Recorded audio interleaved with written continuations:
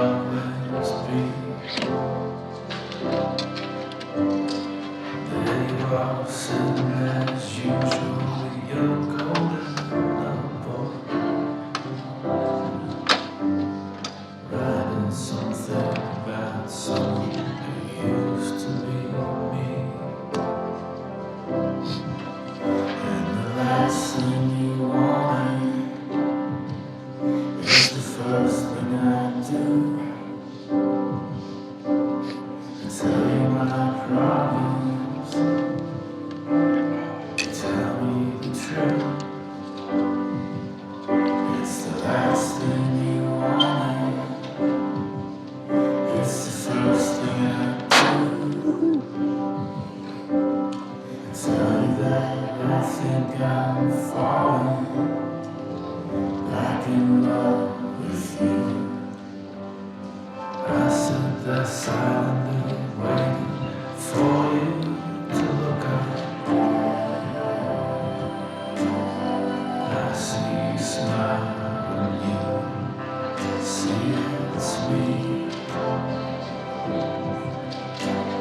I had to do something to break into your golden thinking. How many times have I do this and you'll still believe? It's the last thing you want, it's the first thing you do. You tell me your problems, I tell you the truth. It's the last thing you want, it's the first thing I do. I tell you that I think I'm falling back in love with you. And I run it all over, I run it with you. I run it all over and over like I always do. So I run it all over, I run it with you. I run it all over, like I always do. It's the last thing I wanted. All right. Good morning. Well, I'm going to say it every day because it's morning for me. Good morning. Close enough. It's morning somewhere. Thank you for being here today. We made it to Friday. Audrey, I didn't know you were in my class. It's good to see you again. Did you really? Okay. I didn't see you on Monday and Wednesday. I was like, no, I see you. Good to have you back. I'm going to tell you a story about where you're sitting after class. Yeah. All right. My big announcement for the day is this. It's a first week back. We had a brutal week of winter the week before, and it's just kind of a long week this week. So I contacted all of your instructors and talked them into giving you Monday off. So no classes for you on Monday. I don't know about the rest of the university, but you all have Monday off, thanks to me. Okay? That's the kind of heroic guy I am. There's a real good heroic reason why we have Monday off, and I shouldn't joke about that. What questions do you have for me today before I start? You're about a week in. What questions do you have?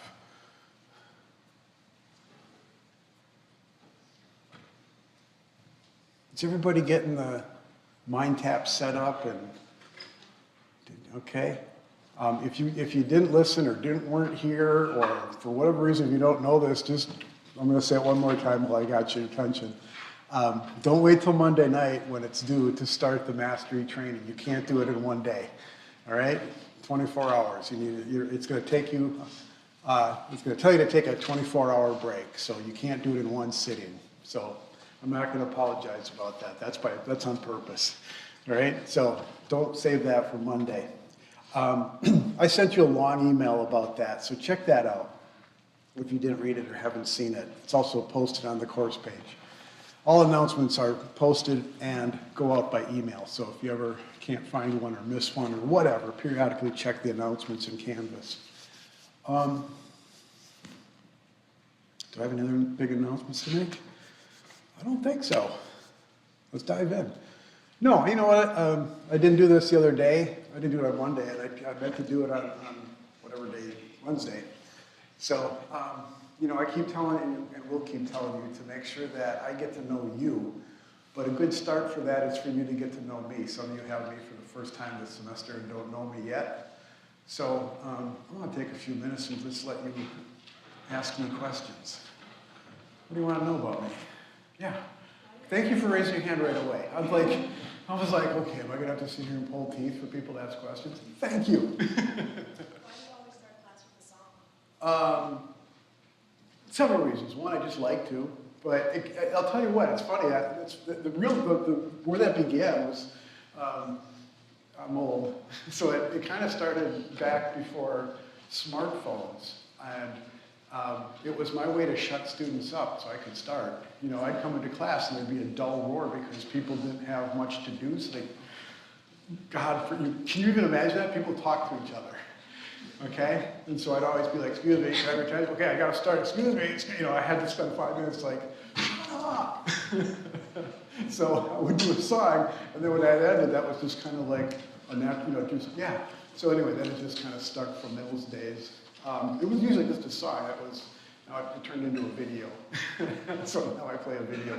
So, plus it's just, I thought, I don't know, it's a fun way to start class, I think. So, gets me in the mood.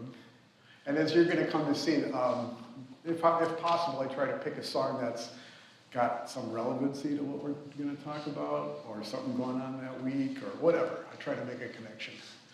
Not really a connection here, except the lyric. Okay. Thanks for asking that. I take requests, by the way. You'll probably be, you're listening to stuff that an old guy's picking out, so. I'm going to try to teach you some new old songs. How many of you know The National? So few of you. That's a band that's from here. They started here. The members are all from, they don't live here anymore, but they're all from here. I'll be honest, I never heard of them before moving here. But they're a huge band. Look into them. They're cool. You know does it say already on there? Yeah, so, you know, they partner with Taylor Swift frequently and help produce her albums, and they contribute to each other's albums and stuff. So anyway, what else do I know? Yeah, you. What made you come here from Hawaii? The weather. I wanted the nice weather. I got talking. The question was, what made me come here from Hawaii? I was just so tired of it, just relentlessly bad weather in Hawaii. So I said, who has like really nice winters? I looked at Cincinnati. Especially April. God, I love the month of April in Cincinnati. Oh, isn't it just beautiful, April?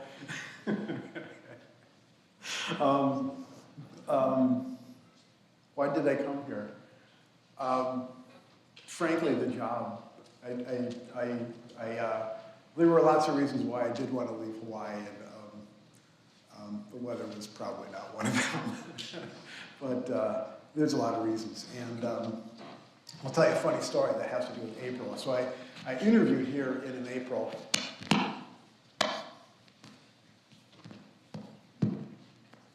Gotta wash my hands. Okay. I got them to up the gain on this thing so it's louder. You can hear me now, right? So I interviewed here in April, and I came in April, and you know, typically for an academic position, you do like a little guest lecture, like pretend, you know. They didn't. I don't remember why, but they didn't put me in front of an actual class of students, but I, you know, pretended like I was doing a class with a search committee, and you know, you got to give your A game. You know, it's like show them how good a teacher you are, and you know, afterwards I was like, oh man, that was a B. I gave him a B. This didn't go well. And it was April, and it just was for shit weather. It was rainy, gray, ugly. I knew nothing about Cincinnati. I'd never been here. I stayed for an extra day, and it actually kind of was sunny the next day. And I went down to the banks and walked around OTR and stuff, and I was like, ugh, I don't like it here. I don't think I like it here. And they don't want me anyway. So, no, it was, a good experience. So, and then like a month went by and I didn't hear from them. That's always a death knell. Then like a month and a half later, they contacted me like, sorry, we just got snagged and are you still interested? And I was like, yeah. So, long story short, I took the job and I came here. And I came with like a mindset like, don't hate it. Like, do what you'd have to do to make you like it. And it turned out I didn't have to do anything. I just love it here. I just fucking love it, Cincinnati. It's so cool. I even like April. I don't really like April. I will keep saying that because I love this university. I love my colleagues. This is a great department, great university, great city. So I'll tell you one more thing you didn't ask. One thing that really helped me like this place or any place is I'm a walker. I walk every day. I walk at least 5 miles, not necessarily all at once. I walk at least 5 miles total every day. And a few weeks ago, I passed the 8-year mark without missing a day. Where were you 8 years ago?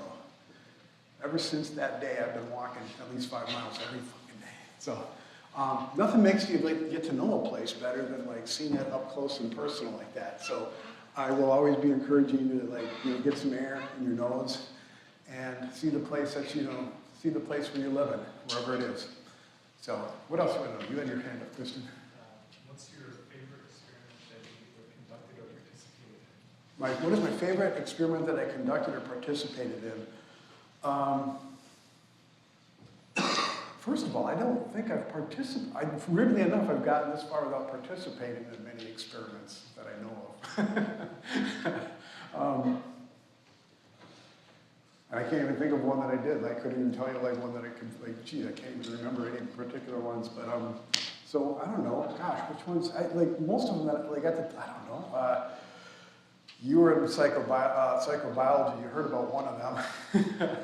I did a study with hamsters that was grotesque and horrific, but it was really informative. My master's thesis was kind of a favorite. I mean, I was really, someday if you guys are if we're really desperate to kill time, I'll tell you about a master's thesis project, or I could sit with you and tell you about it. I thought you were going to ask me what's my favorite study ever done. And I was like, oh, wow. Any one that I'm talking about. I think I got so many that, yeah, you're going to hear me say like, oh my God, this is one of my favorite studies. So we'll answer that question another day. What else do I know? Somebody from the back third of the class. Let's see. Shout your question. Be brave. Pretend it's a small class, will you? Let's just pretend there's 24 of us in here. We're all sitting right, Yeah, thanks. What hobbies do you have? What hobbies do I have? Yeah, Other than walking, I like music. I like listening to music, going to hear music. Hobbies. I haven't been doing this as much in the last few years, but maybe about 8-9 years ago, I got super into bird photography. I got a buddy that was into bird photography, and he, got me hooked on that. So, I got a big giant, lens for doing that, and so that was, that is fun, and yeah, I don't do it, but yeah, that's one of my hobbies. Yeah, photography in general. Thanks. Yeah. What type of music do you like? All kinds. I used to say anything but country, but God, I'm liking country somewhat these days. Where'd that come from? One of my favorite local bands is Country-ish. You guys check them out someday. They're called Tinfoil Hat Cowboys. And they play at Motor sometime, about once a month. You're going to find out what some of my favorites are. You're going to be subjected to them 3 days a week, so you'll find out soon enough. What's my favorite color? I got a good answer for that. Sunset. You know what I'm talking about? All those multiple colors at sunset. Sunrise is kind of the same, but I'm more often up at sunset than sunrise. Yeah. What's your go-to McDonald's order? My go-to McDonald's order. I only do McDonald's, it seems, when I'm like on the road, like, road stop, kind of. McDouble, no cheese. Yeah, and an iced coffee of some sort. Large.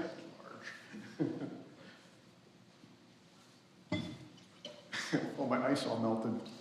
Yeah, all the way in the back. Have you been to a lot of countries or have you traveled a lot? Have I been to a lot of what? Countries or have you traveled? No, I'm kind of like embarrassed about my travel.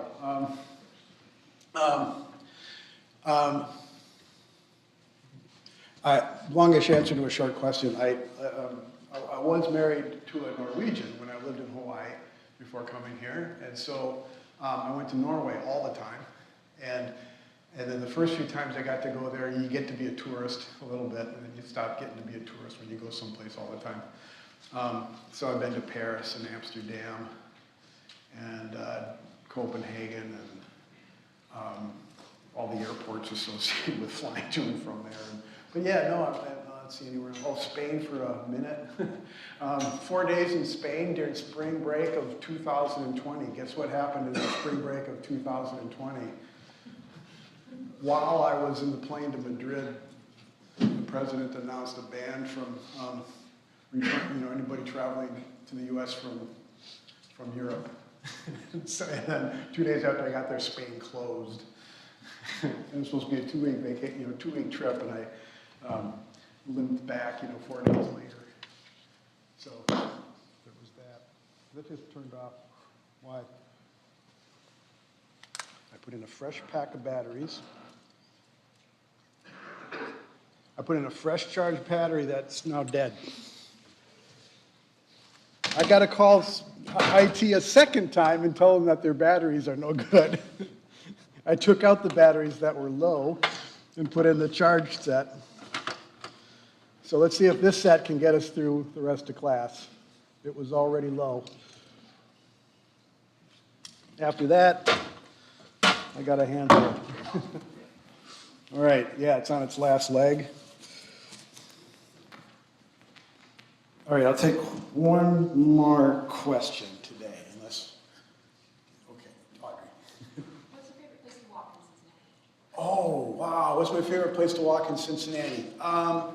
I guess I'll just go with like familiarity. I don't like what's my most frequent. I live right, like literally next. Like I look down out my window at Eden Park, so I walk through Eden Park, weekly, like probably a few times a week. So I have to say that's one of my favorites. Another one is like I'll go down to Friendship Park, if you know where that is, along the river, then just walk along the river, Sawyer Park, and maybe to the bridges, and maybe walk across a bridge, and go to Newport, Covington, stuff like that. So that's a common one. Yeah, thanks. All right, now you know a thing or two about me. So,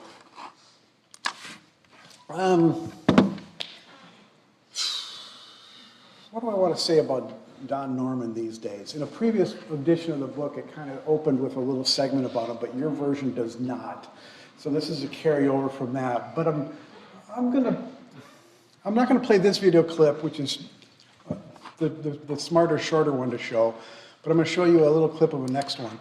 By any chance, it's the next one. By any chance, do I have any design students in here? Sometimes I get students from DAP. Anything in DAP? Anybody a DAP student? Yeah, what are you? I'm an architecture student. Good. So this is for you. Is anybody like in maybe advertising or marketing? Or is anybody in artistic? How many of you would call yourself artistic? How many of you like artistic things? Maybe even if you're, okay, so anyway, this is for everybody then, not just you. Don Norman is sort of the guru of design, like good design. Studies, writes about like good and bad good and poorly designed things. So things that are like aesthetically designed, things that are functionally designed. I'll give you one of his examples. Like, how many of you just walked up to a door and just like pushed it when you thought you were supposed to pull it, or pushed it when you were supposed to pull it, or vice versa? Okay, that's not your fault. You feel embarrassed when you do that, but that's a shitty design door. If it's not immediately, unconsciously clear what you're supposed to do at a door, a good old-fashioned door with a doorknob, is a pretty good old design. We're familiar with those, and maybe you have to decide if you push it open or pull it open, but something about the frame, anyway, you don't really, but lots of more like modern doors, have funky handles, and the university's full of them. Lots of buildings have doors where you have to be like, what do I do here? Do I push it? Do I pull it? Do I slide it? Do I just walk through it? Does it open automatically? So he talks about that kind of thing, like why do you push on a door that's supposed to be pulled? Everyday objects, so we take for granted. So anyway, I'm not going to play this whole thing because it's way too long. So I'm going to give you a taste for it. Then, if you're interested, you can grab this and watch this. So this is a TED Talk he gives. And skip and turn the volume back up. He used to say, Norman. I don't even know for sure what I'll play, but I'll play some of it. Yeah, people used to say, Norman's okay, but if you followed what he said, everything would be usable, but it would be ugly. Well, I didn't have that in mind, so this is neat. Thank you for setting up my display. I mean, it's just wonderful. And I haven't the slightest idea what it does, what it's good for, but I want it. And that's my new life. My new life is trying to understand what beauty is about, and pretty, and emotions. The new me is all about making things kind of neat and fun. And so this is a Philippe Stark juicer produced by Alessi. It's so much fun I have it in my house, but I have it in the entryway. I don't use it to make juice. In fact, I bought the gold-plated special edition, and it comes with a little slip of paper that says, don't use this juicer to make juice. The acid will ruin the gold plating. So actually, I took a carton of orange juice and I poured it in glass to take this picture. But beneath it is a wonderful knife. It's a global cutting knife made in Japan. First of all, look at the shape. It's just wonderful to look at. Second of all, it's really beautifully balanced. It holds, it feels well. And third of all, it's so sharp, it just cuts. It's a delight to use. And so it's got everything, right? It's beautiful, and it's functional. And I can tell you stories about it, which makes it reflective. And so you will see I have a theory of emotion, and those are the three components. Hiroshi Ishii and his group at the MIT Media Labs took a ping pong table and a projector above it, and on the ping pong table they projected an image of water and fish swimming in it. And as you play ping pong, whenever the ball hits part of the table, the ripples spread out and the fish run away. But of course, then the ball hits the other side, and the ripples says, poor fish, they can't find any peace and quiet. And is that a good way to play ping pong? No. But is it fun? Yeah. Yeah. So, or look at Google. If you type in, say, emotion and design, you get 10 pages of results. So Google just took their logo and they spread it out. Instead of saying, you've got 73,000 results, this is 1 through 20, next. They just give you as many O's as there are pages. It's really simple and subtle. I bet a lot of you have seen it and never noticed it. That's the subconscious mind. Sort of notices it. It probably is kind of pleasant and you didn't know why. And it's just clever. And of course, what's especially good, if you type design and emotion, the first response out of those 10 pages is my website.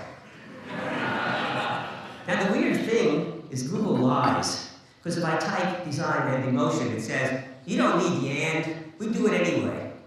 So, okay, so I typed design emotion, and my website wasn't first even, it was third. Oh, well, different story. Love his computer. There was this wonderful review in the New York Times about the Mini Cooper automobile. It said, this is a car that has lots of faults. Buy it anyway. It's so much fun to drive. And if you look at the inside of the car, I mean, I loved it. I wanted to see. I rented it. So this is me taking a picture while my son is driving.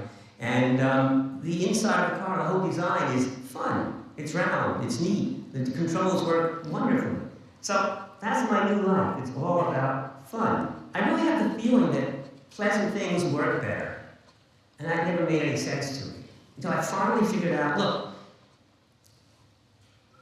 I'm going to put a plank on the ground. So imagine I have a plank about 2 feet wide and 30 feet long, and I'm going to walk on it, and you see I can walk on it without looking, and I can go back and forth, and I can jump up and down, no problem. Now I'm going to put the plank 300 feet in the air, and I'm not going to go near it, thank you.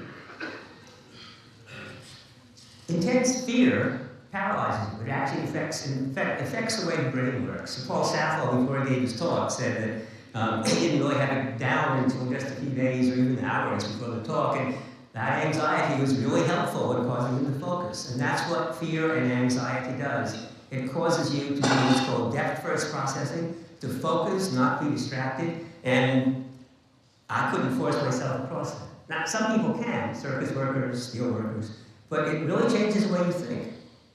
And then a psychologist, Alice Eisen, did this wonderful experiment. She brought students in to solve problems. So she'd bring people into the room, and there'd be a string hanging down here, and a string hanging down here, and it was an empty room, except there'd be a table with a bunch of crap on it, some papers and scissors and stuff. And she'd bring them in, and she'd say, this is an IQ test, and it determines how well you do in life. Would you tie those two strings together? So they take one string and they pull it over here, and they couldn't reach the other string. Still can't reach it. And basically none of them could solve it. You bring in a second group of people, and you say, oh, before we start, I got this box of candy, and I don't eat candy. Would you like the box of candy? And it turns out they liked it, and it made them happy. Not very happy, but a little bit of happy. And guess what? They solved the problem. And it turns out that when you're anxious, you squirt neurotransmitters in the brain, which focuses you.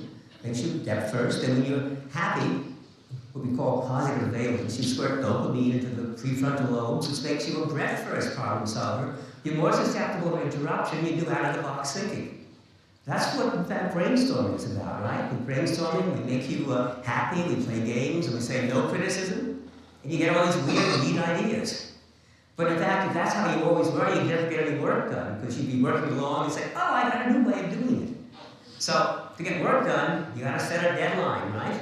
And you gotta be anxious. So, the brain works differently, and if you're happy, things work better because you're more creative. You get a little problem, you say, yeah, I'll figure it out. No big deal. There's something I call the visceral level of processing. Biology. Right. We have co-adapted through biology to life. Isn't that interesting? You got to watch the rest on your own, okay? So go click on that and watch that. Maybe that's another reason why I play music before class. You know, it'll make you a little bit happier, freed up to think more creatively. He didn't finish it. Maybe he does. I don't remember. How do you get the two strings tied together if you can't reach them? Cut them apart? You said there were scissors there? But, well, maybe, I don't know, I'm not, yeah, maybe you got an idea that I'm not thinking of a way to do it, You but, like cut the end off of one of the strings and cut the end off the other string. Just oh, okay, all right, all right. Yeah, if the rule wasn't like keep them together or something like that, then yeah, thinking outside the box. So if you say cut the two pieces and bring them together and tie it. So what if the rule was like you can't cut them? And there's a pair of scissors. So I'll give you a hint, like what could you do with the scissors? Didn't someone try to stand on a chair and see if that could like help them reach that? Maybe, I can't remember, maybe getting up on a chair or somehow lets you reach. So yeah, so the clue is like, okay, there's objects on the table, including a pair of scissors. And so maybe using some of the objects in a way, maybe climbing up and lets you reach things differently. But so I guess like one strategy would be to like take the scissors and tie them to one of the strings and then swing it, grab the other string, and when that comes back swinging, then you can grab it and reach it. So that, use any of the objects to make like a pendulum out of it. That's sort of like a common strategy. But anyway, his, claim that if you're, anxious for whatever reason, you might not think as creatively than if something, them presenting them with a box of candy beforehand, it just made them happy, and people were quicker to to think of solutions and thought of more solutions with different objects in the room and on the table. Okay, so anyway, why do I play this at the beginning of a sensation perception class? What's it got to do? Well, I'm trying to tie in, so that this isn't always just, we're going to get kind of bogged down with so many like bottom-up details about how, our sensory and perceptual systems, the biology works, that sometimes you'll forget the bigger picture. So this is a guy that's used to thinking in big pictures, like, how do you make something that's not just, functional, but like interesting, fun, something you enjoy, something you want in your house or in your hands. And some of you might go on to professions like that where you might, think about, sensory things, tactile, smell, taste, vision. How do you make things more enjoyable in your own life? And it's also a good combination of like top-down, bottom-up sort of processing. Okay, so anyway, watch this. It's very interesting stuff. And so with that, I go into like dull stuff. All right, so here's my always warning about chapter 1 in every class with every textbook. Have you noticed chapter 1 in every book, in every textbook is like the least best chapter, right? It's always like, it's the chapter you got to get through. Okay, it's always got like the history of the topic, the methods, boring, semi-basic but relatively boring stuff. And I laugh at this one because right after Don Norman, we have a slide. I didn't make this slide. The publisher created this one, whoever. And it's what's the shitty design about this right off the bat? Where does your eye go naturally? Which box are you looking at when you're like trying to figure this out? Boom, top left, right? That's step 5. Step 1 is down in the very opposite. Like, if I was making this, especially after watching Don Norman, I would just have reversed the picture, so the tree's over here, and I could have put box 1 up in the corner. So anyway, this just is a shitty graphic because it just takes you extra energy to figure out where you begin, okay? And we're going to see this, there's going to be several more coming that are like poor design. Anyway, so boring stuff. So this is the perceptual process, and it's using vision as the example, but you could substitute, basically every other sense. Okay? So it all begins with a stimulus in the environment. In this case, a tree. It could be a sound you're hearing. It could be a taste you're about to smell. It could be whatever. You could substitute any sense. It starts with a stimulus in the environment, and it somehow hits us, okay? So light reflecting off of objects literally hits us in the back of the eyeball, and that light is reflected and focused, if all goes well, on a thing called the retina, and we'll learn all about what happens there in that receptor process at the retina. And that, is actually neural processing, and then it, continues as neural processing on its way into and throughout the brain. We'll learn that in, enormous detail. And that creates, this blue stuff is not labeled, but that's the sensation part. If you were out, let's get that out of the way. Why is this class called sensation and perception? It sounds like two synonymous terms, perhaps. This is like, for all senses, this would be the sensation part. The physical, we have evolved only a handful of energies out there in the world, in the universe, that cause a sensation on us. Tons of things don't, okay? We talked about electromagnetic spectrum. The vast majority, 99.9% of the electromagnetic spectrum does not produce any form of direct sensation in our body, on our body, in our body, whatever. Okay, we have no sensation for infrared. Okay, we humans don't seem to have. None of us seem to have. We don't sense magnetism. Okay, we feel it with magnets, but that becomes a physical touch sensation. We're not actually. Anyway, tons of energies out there we don't have a sensation for, but a handful we do, and that's what we cover in the multiple chapters in this book. Okay, and those energies get converted into by special neurons called receptors, and then once the neural processing kicks in, then it turns into a perceptual process. So the brain does the perception. So I said the other day that that color doesn't exist out here in the real world. I also made the claim that a sound doesn't exist. A tree falling in the woods, whether something's there to hear it or not, technically doesn't make a sound. Okay? Brains make sounds. Brains perceive those molecules shaking in the air as a sound, and then an additional brain process called recognition tells us humans who label things with words like, oh, that's a tree falling. What does a squirrel, what's the recognition in a squirrel? Who knows, okay? They're in the woods a heck of a lot more than you are, so probably they experience trees and branches falling far more often than we do. And maybe they do learn to recognize, by visually seeing it happen. There's a recognition process, okay? When you hear or see or taste or smell, when you sense a brand new thing that you've never, sensed before, there isn't a direct recognition. Perhaps at best you're like, what does this taste like? What does this seem to be? What does this look like? What might this be visually, right? How many of you not how many, all of you have looked at photos of things that, what am I looking at? Right? You've all seen photos like that. It's like, what? Maybe it's a zoomed in, part of something, or it's upside down, or it's grainy, or whatever. We've all looked at images, maybe in real life, you see, like, what am I looking at, okay? And so you do the perception, and then your brain is like rifling through options, like, maybe it's a this, maybe it's a that, maybe it's a this, is it that? Okay? Top-down sort of, higher up recognition processes. Okay, so anyway, this is it's represented by like the thought bubble, okay? This is something mysterious going on inside. We don't know what this is, because that is like kind of what cognition is. That's what consciousness is.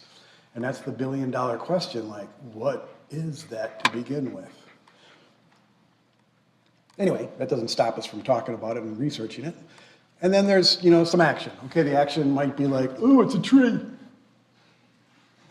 Okay, that's an action, and maybe you move on. That's an action too, like, well, nothing. Or you're like, I want to go hug it. Okay, so you might walk up and touch it and kiss it and, lay under it, whatever, chop it down, destroy it, set it on fire, whatever, some action happens, okay? So anyway, there's substitute every other sensation, perception in here, and it's kind of a similar process. So that's what we study in this, okay? This is like a little, boring preview of where we're going. So these are not important terms, distal and proximal. This sounds like, I feel like Sesame Street. I feel like I should get Grover to run up and say like distal, and then run up close, proximal, okay? Near, far, all right? So the tree and the light reflecting off of it is a distal stimulus, and then when it, hits your eye and retina, it becomes a proximal stimulus. Big deal. That process of the receptor cells jiggling and doing what they do, that's the principle of transformation. That energy is being transformed into something that the brain uses, and the brain uses a very, very weird, limited thing called action potentials, which we'll learn all about. So that process is a transformation of energy to something the brain can do. All right? So that's a lot of words. We'll skip all that. So yet another poorly designed slide. Your eye goes right here, of course. We Western thinkers read from left to right, top down. Okay, so we go to this box, and that's the last box. So a distal stimulus, the light reflecting off the tree, is focused on the retina and those cells. These cells, the rods and cones, which are specialized for two different kinds of things. Rods are for seeing black, white, and gray kind of processing, and your cones are processing finer detail and colors. Okay, so we'll learn all about rods and cones and how they work and what they do, and that's the receptor process. All right, and then the neural processing and the higher recognition and the top-down sort of end of things is what we'll call, the process, the neural processing, okay? And we got 4 lobes of cortex, but only 3 of them receive information from the senses, as a direct pathway, all right? Occipital lobe in the back receives, primary visual information. The temporal lobes receive auditory information. The parietal lobe receives all the touch sensations. And then the frontal lobe, the frontal lobe is a big coalescer. Everything hits the frontal lobe and all kinds of functioning, okay? So those are the 3 primary lobes for receiving, the initial information, the bottom-up stuff. Okay, and we'll learn all about this, neural processing, okay? This is, and yet, more great design. It's like, okay, your eyes go all over the place, you figure out where you start, and it's like, wait, the lowest number is 3. Okay, you're supposed to have remembered that 1, 2, and 3 were here, okay? And picks up here at the receptor process. So anyway, there's some great images in this book, but sometimes they're like, wait, what? And, Don Norman would say like, hey, a good graphic wouldn't need to have numbers in the first place. A door shouldn't have to say push or pull on it, right? Some doors don't need to say that, but right, you shouldn't have to know it and be able to read it and see it to know whether you should push or pull. You shouldn't have to be told with numbers where to go in a good graphic. So those of you that are in graphic design, you can think about that too. How can you make graphics that don't need stupid labels to, anyway. All right. So, yeah, that the behavioral response then is going to be varied. And it can go all the way from just like, okay, tree, to, all kinds of actions that you take about a tree. All right. Yeah, so there you go. All right, so again, the whole process in full circle. I should just literally make a mirror image of this thing and just reverse it, upside down and reversed. Okay, so I've already introduced this concept to you, this bottom-up, top-down processing. So in sensation and perception, see bottom-up, you see that term in other contexts, but for us, it's literally a bottom-up, means like, literally the cranial nerves at the bottom of the brain are all, all of our sensory nerves are cranial nerves, and they, start from the bottom of the brain and literally work their way up through the brain. And top down is like cortex working its way down, and your cortex, especially your frontal lobe, with all of its, even before you're born, the frontal lobe is starting to learn stuff. When you're in the womb, you're learning stuff, and you come out ready to like not just, okay, now I'm finally seeing, hearing, tasting, I'm getting a relatively unfiltered, a less filtered version of everything, and but you're already coming with some top-down abilities, all right? And from that moment on, everything just becomes top-down, okay? Some really, really interesting examples of top-down processing that we're gonna see and that are just out there in real life. It's just really astonishing.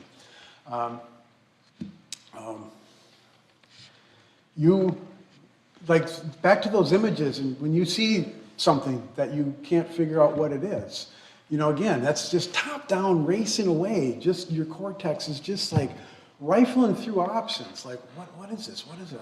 I wish I had a good example. I gotta make a mental note to find a good example. Like, start with a photo and say like one that's like nobody knows what it is. It's like, what are you looking at? And just listen to it. Let people shout out. Let your cortex go. And like, is that a basketball? Is that a grape? What is that? Am I looking at? Is that a, just going through all the examples of what you think it might be. Okay. And there's some examples, there's some context where there's evidence that shows that we don't see something. If it's like, if we don't know what it is, sometimes we just effing don't see it or don't hear it, okay? Your auditory world is full of those, okay? Full of those. Surely you have heard song lyrics that you've mistaken, or just like song lyrics that you're like, I got no idea what the singer's singing. Okay, and then your cortex is rifling through options, and you've come up. You all probably have like, a funny example of something that, oh my God, I always thought they were singing this. okay? And then you find out what the real lyric is, okay? That's a wonderful example of, like you just literally couldn't hear the word until you find out what the word is. Like nothing changed in the recording, did it? It changed in your brain. Like, oh, now you can't not hear it, okay? Think about that. Isn't that kind of wild? Like, I didn't even hear the word or words. I can distinguish, I heard sounds, but I couldn't even distinguish where one word ended and another word began, much less what those words were. It's just like a foreign language. You've all heard foreign languages, and it just sounds like gobbledygook until you study it and learn it, and then like, now you hear it. It's like you literally don't hear things if you don't know what they are, okay? We're going to see other examples of critical windows of development when you're little. You know, a little baby is ready to hear and learn every language. You know, when you were born, you had the equipment to learn every language. And then your brain closed. A window closed, and from then on, you weren't going to be able to hear some of the special sounds in languages. I'm not just talking about not knowing words. I'm talking about not being able to hear sounds. That's why when you do learn a language later in life, you'll have an accent, because you can't hear how they hear. You can't mimic it properly. Okay? That's the basis behind having an accent. Then there's other extremes where there's languages that you've just never heard use sounds that we don't. And you won't be able to hear the difference between two sounds. Your brain won't be able to use that. Now, doesn't that blow your mind a little bit? Like, you passively think, like, I got ears, they're hearing everything. Surely I can hear a sound. Maybe I can't identify what it is yet. You know, when you're listening to an instrument, I don't know what instrument that is. Then when you learn what, oh, that's an oboe. Like, oh, okay. But you heard it, you could hear it. I'm talking about situations where, like, you can't hear the difference. It'd be like you not being able to, like, imagine not being able to hear the difference between an oboe and a drum. How could you mistake those two things? Okay, that's maybe an extreme example, but that's what I'm talking about. Different sounds in a language that you can't fucking hear. Because a critical window at about 3 years old, your brain committed to the sounds it was hearing and sloughed off the neurons that were involved with processing sounds that you weren't hearing, that you were capable of but didn't ever hear. Okay, neat stuff like that. Okay, top down, bottom up processing. So amazing stuff. Here's a pretty basic example of that. Okay, so visualize old white men. Okay. All right. Boom. Boom. Boom. Boom. Okay? Bunch of old white men, right? Now, I want you to visualize a dirty white rat. Dirty white rat. White rat. White rat. White rat. Anybody recognize this image? You saw this exact same image a moment ago. Old man or white rat. You all saw it as an old man the first time, right? Am I right? Maybe you've seen this before, so you were contaminated by experience. Okay, but right? Ambiguous image. Okay, what does your brain do when it doesn't know? If you have absolutely no context or clues, if I didn't start this out with old men, or if I started it with white rats, you would have seen the white rat first, clearly. Okay? Anyway, when your brain doesn't know what to do, it goes back and forth. In fact, there's clever examples of simple images where you can't hold one or the other. Like that Necker cube, I should have a Necker cube to show you, but, good old, skeletal cube, when it's drawn just right, it can be, there's two ways to perceive it, and as you stare at it, you'll flip back and forth about every 3 to 6 seconds, whether you want to or not, okay? This might be one. You might go, you stare at this, now that you can see it as both an old man and a white rat, can you hold it in your brain as one or the other? That's the challenge. I don't know. I suspect you can't. I suspect periodically it'll, if you're trying to make it a rat, Sooner or later, you'll be like, oh, it's an old man again. Try to keep it on one or the other. Bet you can't. So that happened. There's some fun examples of that. This is another classic example. Is that a duck or a rabbit? How about this? What does this animal look like to you? What are we looking at here? A bird or a rabbit?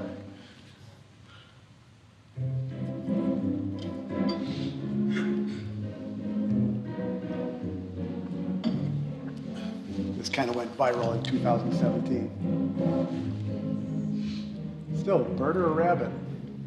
It's a bird.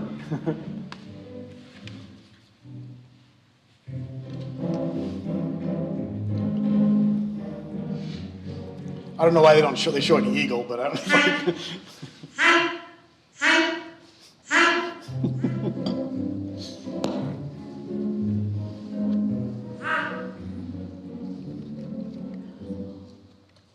Ravens, by the way, are just amazing. My battery just died. That's it. We're done.